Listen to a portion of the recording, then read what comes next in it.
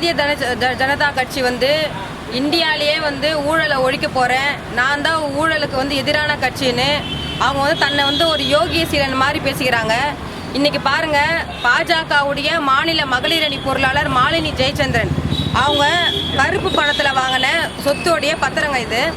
நான் வந்து எங்களுடைய தமிழர் முன்னேற்றப்படை சார்பாக நாங்கள் வந்து எங்களுடைய டீம் வச்சு பாஜகவுடைய மாநில மகளிர் அணி பொருளாளர் வந்து அவங்களுக்கு வந்து பெரிய அளவில் எந்த ஒரு தொழிலும் கிடையாது.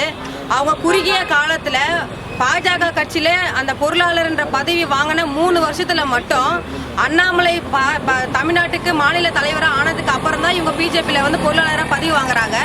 அவர்கிட்ட போய் இவங்க கனெக்ட் ஆனதுக்கு அப்புறம் அதாவது ஒரு 5000 கோடி மதிப்பிலான கருப்பு பணத்தில் வாங்கின சொத்து பத்திரம் வெவ்வேறு தேதியில் வெவ்வேறு கிராமங்களில் இவங்க வாங்கின சொத்து பத்திரத்தை 6 முறை இன்கம் டேக்ஸ் அலுவலகத்தில் வந்து எங்களோட தமிழர் முன்னேற்றப்படை சார்பாக நாங்கள் புகார் மனு கொடுத்துருக்குறோம். நான் என்ன கேட்குறேன்னா, அண்ணாமலை அவர்களுக்கு ஒரு கேள்வியை தொடர்ந்து நான் முன் வச்சுட்டு இருக்கேன். நீங்கள் ஒரு நேர்மையான அரசியல்வாதியாக இருந்தால், நீங்கள் நேர்மையாக ஐபிஎஸ் படித்து அரசு அதிகாரியாக நீங்கள் செயல்பட்டது உண்மை அப்படின்னா, நான் தொடர்ந்து இந்த வீரலட்சுமி அண்ணாமலை அவர்களுக்கு ஒரு சவாலாக விட்டுட்ருக்கேன்.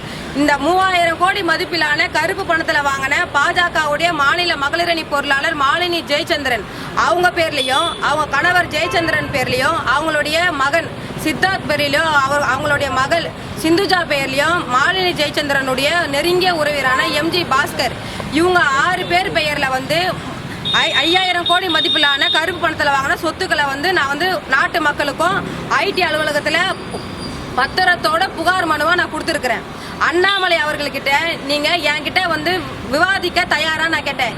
இந்த நிமிஷம் வரைக்கும் வீரலட்சுமி கேட்ட கேள்விகளுக்கு அண்ணாமலை அவர்களோ இல்லை பாஜகவில் இருக்கக்கூட ஒரு நேர்மையான அரசியல் கட்சி தலைவர்கள் யாருமே வந்து இந்த விஷயத்துக்கு ஒரு பதிலும் சொல்லலை.